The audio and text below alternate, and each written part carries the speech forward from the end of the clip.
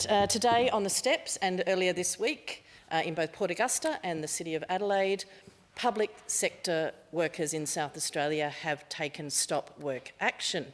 They have done so because they are now far behind what they should be being paid due to a previous EB and are currently in negotiation with this government for a fair wage for a fair day's work.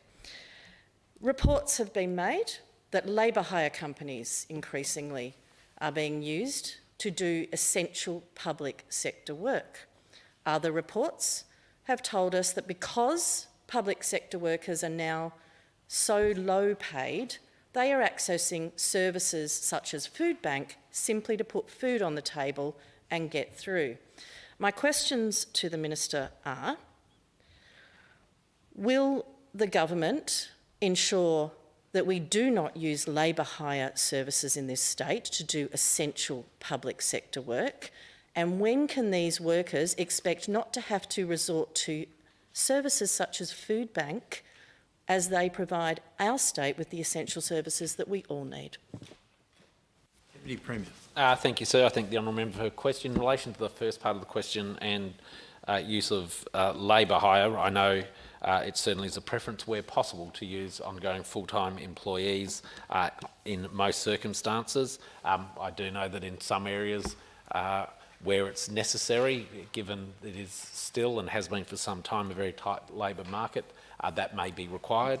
In relation to public sector bargaining, as I've said in response to questions, in relation to various public sector unions who represent public sector workers, we are in negotiations. We're in genuine bona fide negotiations with a number of public sector unions. We've seen a number of enterprise agreements settled this year, I think with allied health professionals in our public health system, and also with salaried medical officers, public sector doctors.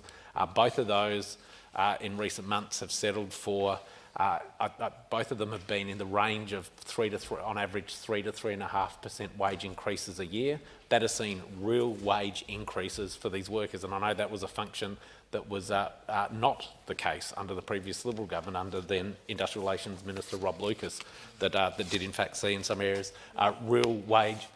The Honourable Rob Lucas, real wage decreases. Now, when an industrial agreement has been reached, with the members voting for that industrial agreement between a government, that is not something that we, as the new government, can fix what's happened in the past. But certainly, we have been pleased with those couple of public sector health agreements, the allied health professionals and the salaried medical officers, to come to an agreement with workers in those fields for real wage increases, and we'll look to continue to do that.